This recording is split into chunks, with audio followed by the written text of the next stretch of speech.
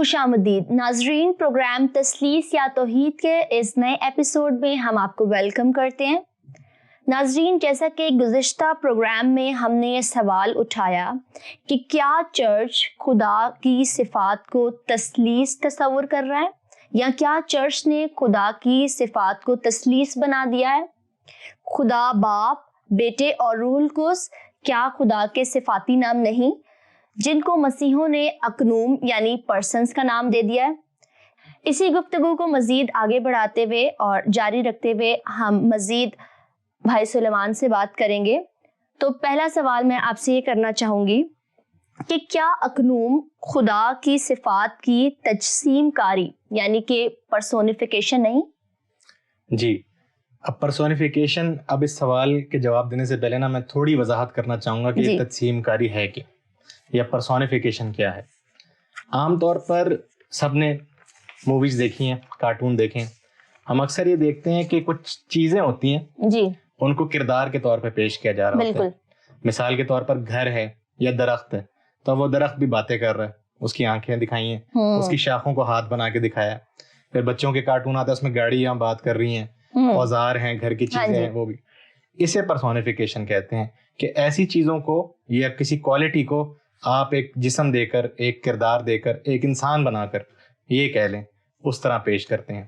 اب آپ کا سوال یہ ہے کہ کیا یہ صفات جو ہیں خدا کی یہ پرسونیفیکیشن ہے یا نہیں، اور پھر کیا یہ تثلیث جو ہے یہ خدا کی صفات کی پرسونیفیکیشن ہے یا نہیں۔ اب اس کا پہلا جو حصہ نا وہ ٹھیک ہے کہ بائبل مقدس میں اور دیگر مذہبی کتابوں میں بھی خدا کی صفات کو پرسونیفائی یا ان کی تجسیم کاری کی گئی ہے، ٹھیک ہے۔ لیکن ایک بار پھر وضاحتی طور پہ ہمیں بتانا پڑے گا کہ تثلیث جو ہے وہ پرسونیفیکیشن کا نام نہیں۔ پچھلے پروگرام میں ہم نے ڈسکس کیا تھا کہ جو ورڈ بھی ہے پرسن تثلیث میں جو ہم یوز کرتے ہیں، اس کا وہ مطلب نہیں جو انگریزی میں ہے، بلکہ یہ وہ ہے کہ خدا اپنی جو تینوں اقانیم ہیں یہ اپنی ذات میں الہی ہیں، اور یہ تینوں نجات کے اندر اور انسانی نجات کے اندر فرق رول ادا کرتے ہیں، اس کا یہ مطلب ہے۔ تو یہ پرسونیفیکیشن نہیں ہے، تثلیث میں خدا کی صفات کی پرسونیفیکیشن نہیں ہے، یہ اقانوم ہیں جو ازلی ہیں۔ تو اگر ہم یہ بات کرتے ہیں اور اسے تسلیم کر لیتے ہیں تو پھر ایسا کرنا شرک نہیں ہوگا؟ اچھا، کیا کرنا شرک نہیں ہوگا؟ خدا کی صفات کو پرسونیفائی کرنا یا اقنوم کہنا؟ خدا کی صفات کو اقنوم کہنا۔ خدا کی ذات کو اقنوم کہنا شرک مسیحیوں کے نزدیک نہیں ہے۔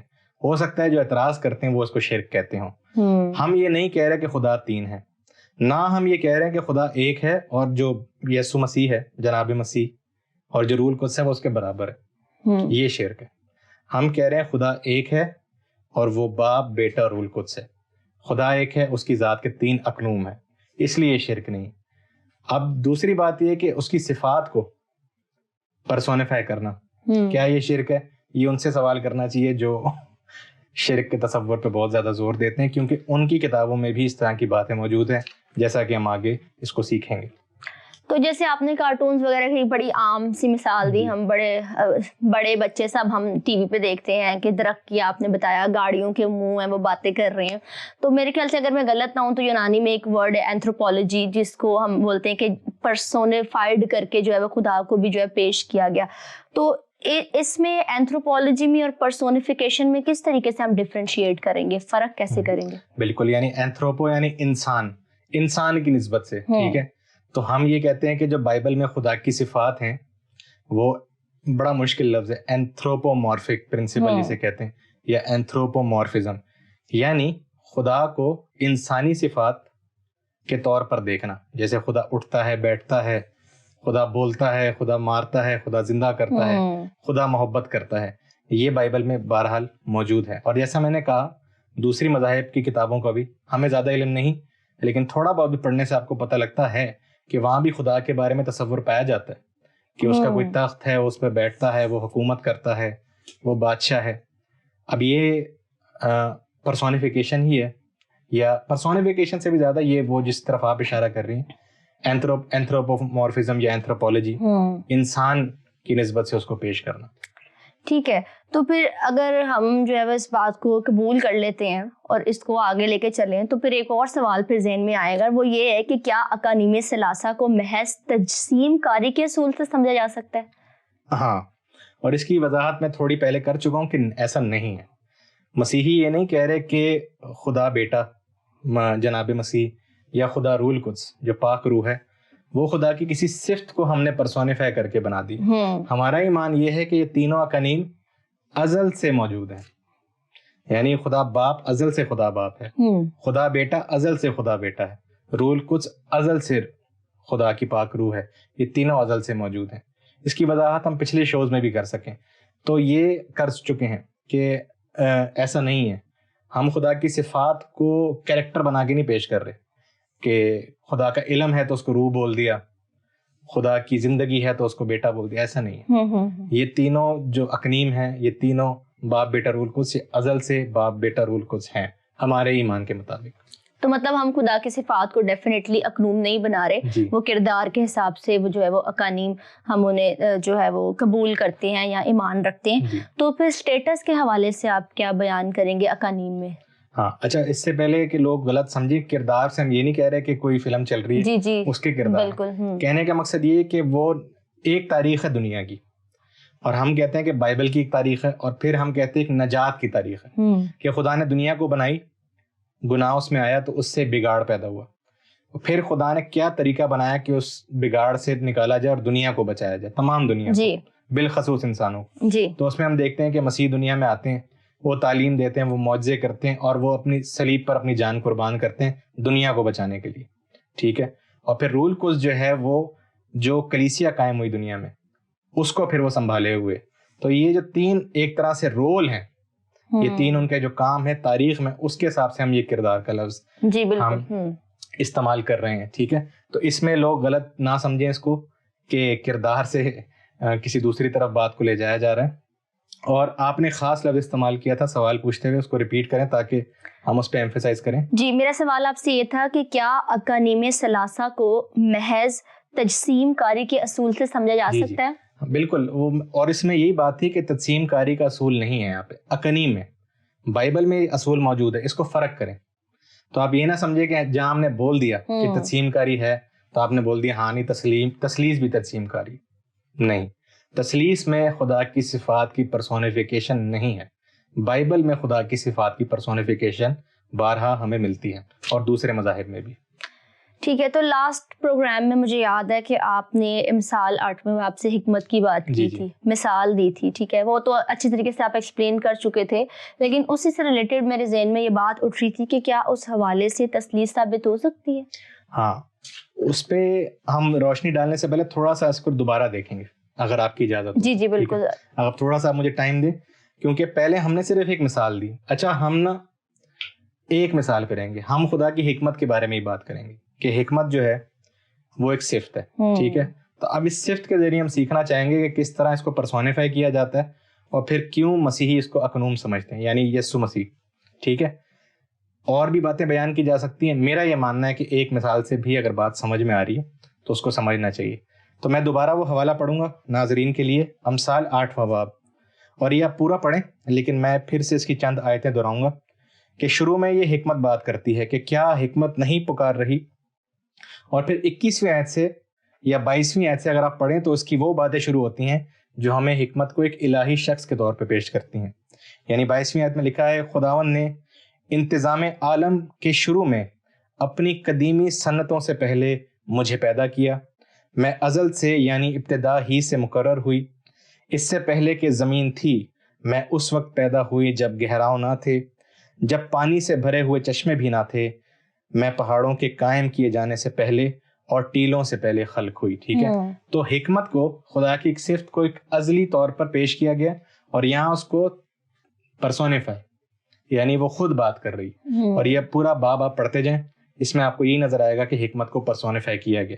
صرف یہاں پہ نہیں, اگر آپ ایوب کی کتاب پڑھیں اس کا 28واں باب, پھر اس کے علاوہ آپ یشوع بن سراخ کی آپ کتاب پڑھیں, پہلے باب میں سے آپ پڑھنا شروع کریں, تو حکمت کے بارے میں آپ کو یہودیت کے اندر یہ تصور ملتا ہے کہ حکمت از پرسونیفائڈ. حکمت کو ایک جسم کے طور پر, ایک کردار کے طور پر پیش کیا گیا ہے. ٹھیک ہے. اب جو آپ کا سوال ہے وہ یہ ہے کہ کیا اس سے تثلیث ثابت ہوتی؟ اس سے تثلیث نہیں ثابت ہوتی. دیکھیں ایک تو بہت بڑا پرابلم سامنے آتا ہے کہ یہ مؤنث ہے. یسوع مسیح کو اگر ہم حکمت کہہ رہے ہیں خدا کی تو وہ تو مذکر ہے, وہ آدمی ہے. ٹھیک ہے.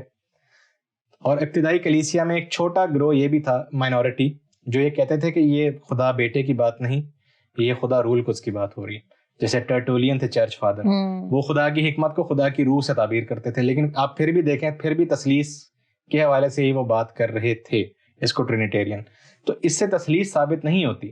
اس سے محض یہ ثابت ہوتا ہے کہ یہودیت جو کہ ایک توحیدی مذہب ہے, اور یہودیت کا توحیدی مذہب ہونا اس بات سے ثابت ہوتا ہے کہ جو ان کا کلمہ ہے, جو ان کا ایمان کی بنیاد ہے, کہ وہ کہتے ہیں سنے اسرائیل خداوند تیرا خدا ایک خدا ہے. یہ ایک مکمل سٹیٹمنٹ ہے. اب اس کے آگے کچھ نہیں ہے کہ فلانا اس کے ساتھ ہے, اس کے فرشتے ہیں, اس کے نبی ہیں, یا اس کا کوئی بیٹا ہے. وہ صرف خدا کی بات کرتے ہیں. وہ موسیٰ تک کی بات نہیں کرتے اپنے کلمے میں, وہ داؤد کی, ابراہیم کی بات نہیں کرتے. تو ان کے یہاں توحید کا اتنا زبردست تصور ہے کہ اس میں کوئی شخص شامل نہیں خدا کے ساتھ, نہ کوئی نبی, نہ کوئی بیٹا, نہ کوئی کچھ. ٹھیک ہے.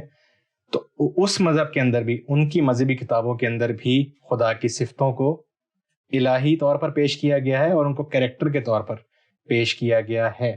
تو اس سے تثلیث ثابت نہیں ہوتی, لیکن یہ ضرور ثابت ہوتا ہے کہ جو مذاہب اپنے آپ کو توحیدی کہتے ہیں ان کے یہاں اس طرح کا فینومینا یا اس طرح کی باتیں موجود ہیں. اور اگر یہودیت کی آپ ہسٹری دیکھیں, اس کے اندر ایسے تصورات موجود تھے. مثال کے طور پر حکمت کی میں نے آپ کو بات کی, وہ توریت کو بھی ازلی مانتے تھے. ٹھیک ہے, یعنی توریت کو پرسونیفائی کر لیا.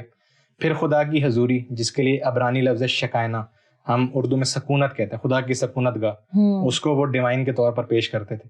پھر ان کے یہاں انسان کامل کا تصور تھا, ہیونلی ایڈم, ہیونلی موزز. تو یہ ان کے ہاں تصورات موجود تھے, اور یہ خدا کی کسی نہ کسی صفت کو پرسونیفائی انہوں نے کیا تھا, کسی انسان کی صورت میں, کسی چیز کی صورت میں, یا کسی مذہبی مقام کی صورت میں. تو یہ تھا تو صحیح. آپ نے یہاں پر حکمت کی بات کی کہ اسے جو ہے وہ مونس ہے یہاں پر, اور یسوع مسیح جو ہے یا یسوع المسیح مذکر.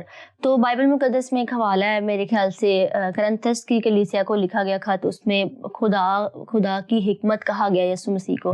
تو اس حوالے کا اس کے ساتھ آپ کیسے موازنہ پیش کریں گے؟ اس حوالے کا جو جس طرف آپ نے اشارہ کی, یہ کرنتھیوں کے پہلے باب میں جی, اور اس کی 23 اور 24 آیت جب آپ پڑھیں گے تو وہاں پر آپ صحیح کہہ رہی ہیں کہ یسوع مسیح کو, جناب مسیح کو پولوس رسول کہتے ہیں کہ وہ خدا کی حکمت ہے. جب آپ دوسرے باب میں جاتے ہیں, اس کی 7ویں آیت میں, پہلے کرنتھیوں کے, وہ کہتا ہے کہ یہ حکمت موجود تھی ازل سے, اور یہ ہم پر مسیح میں ظاہر ہوئی. تو ایک طرح سے جو تجسم کا یا تجسد کا جو عقیدہ ہے, انکارنیشن کا, وہ بھی وہاں سے آتا ہے. جو جوئش ریلیجن ہے یہودیت, اس میں جو حکمت ہے خدا کی, حکمہ جسے ہم کہتے ہیں, خدا کی حکمت, وزڈم, اس کی ایک ٹریڈیشن ہے. ٹھیک ہے, اور اس کو پرسونیفائی بھی کیا گیا ہے. ٹھیک ہے. بائبل سے اگر ہم تھوڑا آگے چلیں, ان کتابوں سے آگے, تو مسیح کے آمد سے پہلے ایک فیلسوف تھا, فلاسفر, فائلو, اسکندریہ کا فائلو. یہ عام ایک مشہور نام ہے فلسفے کی دنیا کا. وہ تھے تو یہودی, لیکن جسے ہم کہتے ہیں کہ یونانی مائل یہودی, یعنی ہیلینائزڈ. گریک تھاٹ کا ان پہ بہت اثر تھا. انہوں نے ایک تصور پیش کیا جسے ہم کہتے ہیں لوگوس. اب لوگوس یونانی فلسفے میں موجود تھا, لیکن انہوں نے اس حکمت کو, جو جوئش تصور ہے حکمت کا, اس کو لوگوس کے ساتھ ملا کر اس کو پیش کیا. اور وہ تصور بالکل ویسا ہی ہے جیسے آپ کو یوحنا کی انجیل میں کہیں نہ کہیں ملتا ہے, کہ وہ ایک شخص ہے, وہ ڈیوائن ہے, وہ الہی ہے, وہ خدا کا بیٹا ہے, وہ ایک آسمانی کوئی شخص ہے, اور وہ کوئی کردار ہے, وہ لوگوس, جسے ہم کلمہ کہتے ہیں.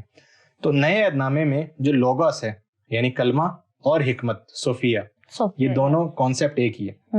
ایک ہم نے کلیسیا نے ایک لفظ ہم نے لیا یونانی فلسفے سے, ایک لفظ ہم نے لیا ہے پرانے عہد نامے یہودی بائبل سے.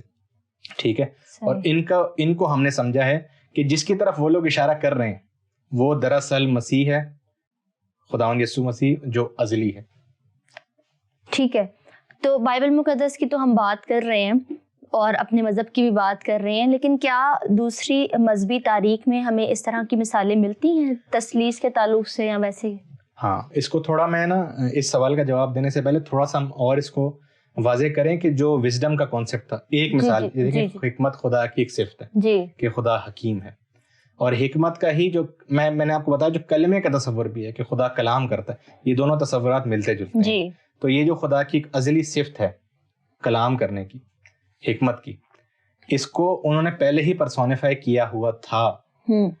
ہم نے یعنی مسیحیوں نے یا جو نیا عہد نامہ ہے انجیل کے لکھنے والوں نے جو کہ صاحب الہام تھے, انہوں نے ان ساری باتوں کو مسیح پر اپلائی کیا, اور پھر اپلائی کرنے کے بعد ان کو اثر نو نئے طریقے سے پیش کیا. ایسا نہیں کہ کاپی کر کے اس پہ لگا دیے, اس کو ایک فرق طریقے سے پیش کیا کہ یہ جو کلمہ ہے, یہ جو خدا کی حکمت ہے, یہ ازلی ہے. اب آپ یہ پوچھ رہی ہیں کہ مذہبی تاریخ میں اس کی اور مثالیں ملتی ہیں, لیکن اس سے پہلے میرے ذہن میں ایک اور سوال آیا آپ کی ہی بات سے کہ دیکھیں حکمت کی جب ہم بات کر رہے ہیں تو حکمت مجھے ایسا لگتا ہے کہ دو طرح سے ہمارے سامنے آ رہی ہے. ایک تو ایز اے پرسونیفیکیشن اور ایک ایز این ایٹریبیوٹ, جیسے ہم بولتے ہیں بڑا حکیم شخص ہے, اس میں حکمت کام کرتی. تو اب اس کو ہم کیسے جو ہے وہ اس میں کیسے فرق جو ہے وہ کر سکتے ہیں کہ ایز این ایٹریبیوٹ اور ایز اے پرسونیفیکیشن حکمت وزڈم. تو آپ تھوڑا سا اس پہ روشنی ڈالیں کہ وزڈم ایز پرسونیفیکیشن, ٹھیک ہے, اور وزڈم جو ہے وہ as an attribute. Wisdom as an attribute تو ہے, ٹھیک ہے, کہ خدا اپنی ذات میں حکمت رکھتا ہے, ٹھیک ہے. اب اس سے یہ سوال وہ جو پچھلے ایپیسوڈ میں ہم نے کیا کہ کیا یہ اس کی ذات کا حصہ ہے, تو یہ کوئی شخص یہ نہیں بول سکتا کہ کوئی ایسا وقت بھی تھا جب خدا سوچتا نہیں تھا, حکمت نہیں تھی, یا ایسا کوئی وقت تھا کہ خدا بولتا نہیں تھا. ٹھیک ہے, کلام کرنے کی جو صفت ہے, حکمت کی جو صفت ہے, یہ خدا کی ازلی صفت ہے. اگر کوئی اس کا انکار کرتا ہے تو پھر اس کو بولنا پڑے گا کہ خدا نعوذ باللہ کبھی نہ کبھی حکمت سے خالی تھا. ٹھیک ہے, یہ ایٹریبیوٹ ہے. اس کو پرسونیفائی انہوں نے خود کیا کہ نہیں یہ جو دنیا. اچھا, اس میں ایک اور لفظ بھی آپ اکثر پڑھیں گی جب آپ مذہبی تاریخ کو یا مذہب کو اسٹڈی کرتے ہیں, کاسمک پرنسپل, یعنی جو کائنات کو چلانے والا ایک اصول ہے, وہ ہے حکمت بھی, وہ ہے لوگوس بھی وہی ہے. ٹھیک ہے, لیکن میں آپ سے خود کہہ رہا ہوں اور بڑے وثوق کے ساتھ کہ مسیحیت سے پہلے ہی, مسیح کے دنیا میں آنے سے پہلے ہی یہودیوں کے یہاں سب لوگ نہیں مانتے ہوں لیکن بہت سارے لوگ یہ مانتے تھے کہ وہ جو کاسمک پرنسپل ہے, وہ جو خدا کی ازلی حکمت ہے, وہ دراصل کوئی شخص ہے. اب وہ شخص خدا کے برابر ہی ہو سکتا ہے, وہ خدا سے کم تو نہیں ہو سکتا, اور یا وہ خدا ہی ہو سکتا ہے. ٹھیک ہے, یہ بحث ان کے لیے پڑتی ہے جو اس بات کو آگے نہیں لے کے جاتے. مسیحی لوگ تو اس کو جہاں تک بات جا رہی ہے وہاں تک اس کو لے کر گئے ہیں کہ وہ شخص ہے, اور وہ شخص یسوع مسیح ہے جو ازل سے باپ کے ساتھ موجود تھا, جو خدا کی حکمت اور خدا کا کلمہ ہے. پھر تو ہم یہی کہہ سکتے ہیں کہ جب سے خدا ہے تب سے حکمت ہے. تو مطلب خدا تو ازل سے ہے, تو اس کا مطلب حکمت بھی پھر ازل سے ہی ہوئی. اچھا, اور اب یہ بھی پوچھنے کی ضرورت نہیں ہے کہ یسوع مسیح جو ہے وہ تو پیدا ہوا تھا, وہ تو جسم رکھتا تھا, تو وہ کیسے. دیکھیں, اس کو جب ہم نے کہہ دیا, بائبل نے کہہ دیا کہ وہ خدا کی حکمت اور کلمہ ہے, تو اب یہ بحث کرنے کی ضرورت نہیں ہے. اگر حکمت ازل سے ہے تو یسوع مسیح بھی ازل سے, یا تو آپ اس کا انکار کر دیں. اگر کلمہ ازل سے ہے تو یسوع مسیح بھی ازل سے ہے, ورنہ آپ انکار کر دیں. بس یہ سب کے لیے پرابلم ہے.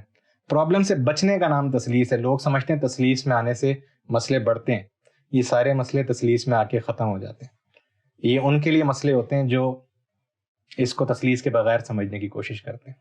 ٹھیک ہے, میرے خیال سے اب ہم اپنے دوبارہ سے سوال پہ آتے ہیں جس کا ہم نے آغاز کیا تھا, لیکن یہ کہ بیچ میں ذہن میں وہ سوال بھی اٹھ گیا تھا. دوبارہ سے میں آپ سے پوچھنا چاہوں گی, کیا مذہبی تاریخ میں ہمیں اس کی اور مثالیں ملتی ہیں اس چیز کی, پرسونیفیکیشن؟ جی. تو اب ہم صرف ان مذاہب کو دیکھیں گے جنہیں ہم توحیدی کہتے ہیں. ٹھیک ہے, اس میں ہمارے پاس دو بڑے مذہب ہیں, دین یہودیت, دین اسلام. ٹھیک ہے, اچھا ہم یہ بڑی بات ریسپیکٹفلی کر رہے ہیں کیونکہ ہم اسکالر تو ہیں نہیں ان مذاہب کے. تھوڑا تھوڑا ہمیں جو پتہ ہے وہ بھی ہسٹری سے, مقدس کتابوں سے نہیں. ٹھیک ہے, جوئش بائبل کے بارے میں ہم اس لیے بات کرتے ہیں کیونکہ کرسچن بائبل میں وہ شامل ہے. یہ ہماری بھی بائبل ہے, اس لیے ہم اس پہ کامنٹ کرتے ہیں. لیکن قرآن پاک پہ ہم اس طرح سے کامنٹ نہیں کر سکتے کیونکہ ہماری علم اس معاملے میں کم ہے.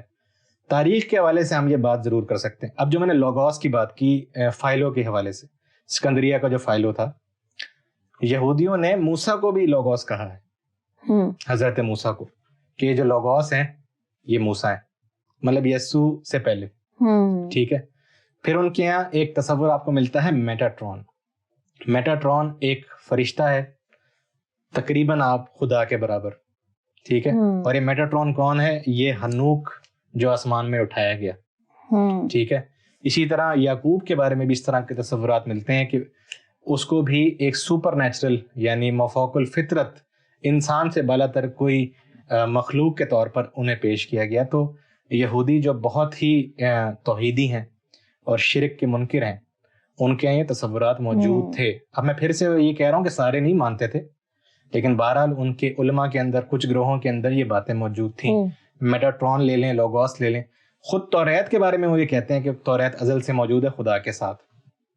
اچھا, جب آپ دین اسلام میں آتے ہیں, سیم یہی فینومینا آپ کو ملتا ہے کہ جو خدا کی صفات ہیں ان کو نہ صرف پرسونیفائی کیا گیا بلکہ اپنی مقدس شخصیات پر ان کو اپلائی بھی کیا گیا. قرآن شریف جو ہے, جو الہامی کتاب ہے ان کی, اس کے بارے میں یہ سب سے بڑی بحث رہی ہے کہ کیا یہ ازلی ہے یا نہیں. اور اس کے پیچھے بحث کیا ہے کہ کیا خدا کا کلام ازلی ہے یا نہیں, اور اس کے پیچھے بحث کیا ہے کہ خدا کی صفات ازلی ہیں یا نہیں. ٹھیک ہے. تاریخ میں ہم پڑھتے ہیں کہ دو گروہ تھے تاریخ اسلام میں, معتزلہ اور اشری. اشری وہ تھے جو کہتے تھے نہیں, قرآن شریف جو مقدس کتاب ہے وہ ازلی ہے. کیوں؟ کیونکہ ایسا کوئی وقت نہیں تھا جب خدا کلام کرنے کی صلاحیت نہیں رکھتا تھا. کیونکہ خدا کا کلام کرنا ازلی ہے, اس لیے خدا کی الہامی کتاب بھی کیونکہ وہ اس کا کلام ہے وہ ازلی ہے. جو معتزلہ تھے وہ یہ کہتے تھے کہ نہیں, ہم یہ نہیں کہہ سکتے کہ خدا کی صفات ازلی ہیں. ہاں, اگر وہ کلام بھی ازل سے کر رہا ہے تو جو اس کی ایک خاص مثال ہے, جیسے میں بولنے کی صلاحیت رکھتا ہوں لیکن جو میں ابھی بول رہا ہوں وہ تو میں نے ابھی کہا ہے نا, وہ تو ابھی خلق ہوا ہے. تو وہ یہ کہتے تھے کہ وہ جو مقدس کتاب ہے وہ خلق ہے خدا کی. اچھا, یہ بحث صرف آپ سمجھ لیں کہ علمی بنیاد تک نہیں رہی, اس پہ جنگیں ہوئی ہیں, اس پہ لوگوں کو مارا گیا, اظہار ثانی ہوئی ہے, شہادت ہوئی ہے.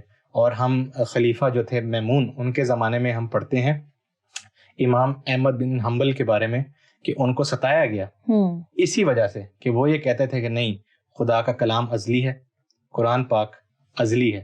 اس کی وجہ سے ان کو پرسیکیوٹ کیا گیا. ٹھیک ہے. تو یہ مسئلہ رہا ہے. اور جب ہم نے اس پہ تحقیق کی تو ہمیں پتہ لگا کہ اس کے پیچھے بحث مسیحیت کے حوالے سے ہی ہے کہ کیونکہ ہم یسوع مسیح کو, جناب مسیح کو خدا کا ازلی کلمہ کہتے ہیں کہ اگر خدا کلام کرتا ہے ازل سے اور مسیح خدا کا کلام ہے, وہ کلمت اللہ ہے, تو وہ بھی ازل سے موجود ہے. اس کو اوائڈ کرنے کے لیے یا اس بحث کے دوران یہ سارے تصورات دین یہودیت میں بھی اور دین اسلام میں بھی پیدا ہوئے. ٹھیک ہے. لیکن کیونکہ ہم اس پر ایمان رکھتے ہیں, ہم تو کہتے ہیں کہ جس طرح باپ ازلی ہے اسی طرح بیٹا ازلی ہے, اس لیے ہمیں اس بحث سے آزادی ملتی ہے. لیکن جو توحیدی مذاہب ہیں, جو بہرحال ان کے ہیں, آج تک یہ بحث جاری رہتی ہے ان کے مختلف گروہوں میں, مختلف علماء میں, کہ ایک طرف خدا کی توحید کو مانا جائے, دوسری طرف اس کی صفات کو پھر کیسے مانا جائے. اور وہ صفات پرسونیفائی ہوئی ہیں, مقدس کتابوں میں بھی ہوئی ہیں, تاریخ میں بھی ہوئی ہیں, علم کی کتابوں میں بھی ہوئی ہیں. یہ سوال ان سے بنتا ہے کہ پھر آپ اس کو کس طرح سمجھاتے ہیں.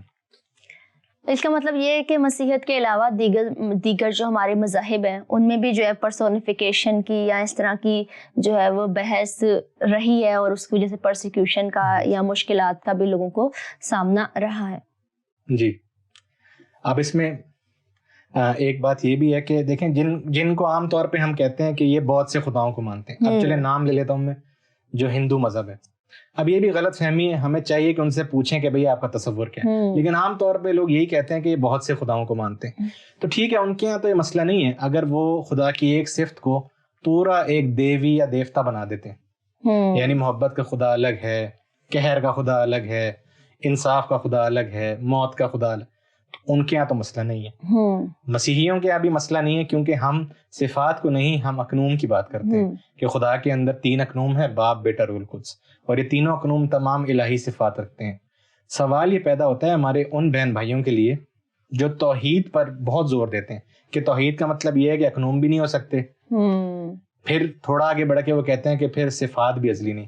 تو پھر خدا بالکل بنائے علم سے بیشتر کیا تھا؟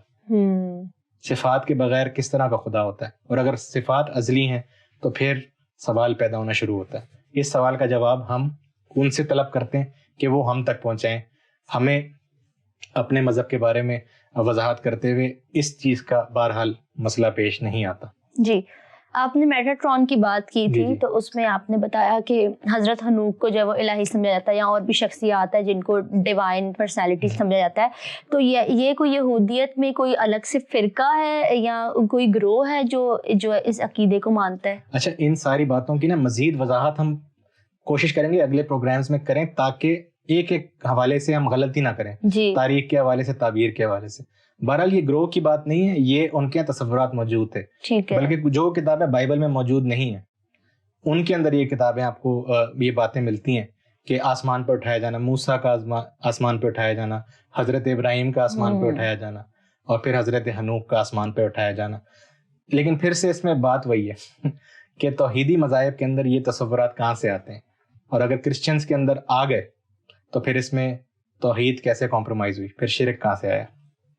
مطلب ساری باتوں کو نچوڑ جو ہے وہ یہی ہے کہ اگر ہم خدا کو الہی مانتے ہیں تو پھر اس کی صفات کو بھی الہی ماننا پڑے گا، تو پھر اقانیم کو بھی جو ہے وہ الہی ماننا پڑے گا. اور اگر ہم کہتے ہیں کہ صفات الہی نہیں ہے تو پھر اس کا مطلب ہے خدا لمیٹڈ ہو گیا. جی، اور دوسری بات یہ ہے کہ اگر تاریخ کا بھی آپ مطالعہ کریں نا تو یہ تثلیث کے آئینے میں ساری بحثیں ہوئی ہیں دوسرے مذاہب کے اندر بھی. یعنی یہ نہیں ہے کہ دوسرے مذاہب کا کانسیپٹ کلیئر تھا اور مسیحیوں نے آ کے کوئی نئی بات کی. جب مسیحیوں نے خدا کے کلام کو یسوع میں دیکھا کہ تجسم خدا کا کلام، خدا کا بیٹا، تو پھر باقی جو قومیں تھیں ان کے یہاں یہ بحث چھڑی کہ اگر ہم کلام کو ازلی کہتے ہیں تو پھر ہم کیوں نہیں پھر مسیحیوں کی اس بات کو ماننے ہیں، یہ اس میں مسئلہ کیا ہے، یہ پرابلم ہے. بہرحال اس کو ہم گفتگو کو سمیٹتے ہیں. جی ہاں جی، میرے خیال سے ہمارا وقت جو ہے وہ ختم ہونے کو ہے، تو میں چاہوں گی کہ آپ ہمارے ناظرین کو کوئی میسج دیں آج کے جو لیکچر کے تعلق سے، کہ آپ کیا جو ہے وہ بتانا چاہیں گے ناظرین کو. جی، ناظرین کو ہم یہ بتانا چاہیں گے کہ دوسرے مذاہب کی اسٹڈی کرتے ہوئے اس بات کا خیال رکھنا چاہیے کہ وہ اپنے مذہب کے بارے میں کیا کہتے ہیں. تو اس سے پوچھنے سے غلط فہمی دور ہوتی ہے. تثلیث کے بارے میں ہم لوگوں کو بتا رہے ہیں کہ مسیحی اس کو کس طرح سمجھتے ہیں، تو ہم چاہیں گے کہ توحید کے ماننے والے، یہودیت، دین اسلام، دیگر مذاہب کے بارے میں بھی ہم سیکھیں اور کوشش کریں کہ آپس کی جو غلط فہمیاں ہیں یہ دور ہوں. جی ناظرین، تو آج کی بحث کا نچوڑ کرتے ہوئے میں یہ کہنا چاہوں گی کہ یقیناً خدا کی صفات توحیدی مذاہب بھی پرسونیفائی کرتے ہیں، لیکن اس سے ان کی توحید متاثر نہیں ہوتی. تو پھر اقنوم کو ماننے سے مسیحی مشرک کیسے بن جاتے ہیں؟ بہت شکریہ سلیمان بھائی، آج آپ نے ہمارے سوالات کے جوابات بہت اچھے طریقے سے دیے. امید کرتے ہیں کہ ناظرین کو بھی آج کا لیکچر سمجھ میں آیا ہوگا. ہمارے ساتھ یوں ہی جڑے رہیے گا، ہمیں اور ہماری ٹیم کو اپنی دعاؤں میں یاد رکھیے گا. خدا حافظ.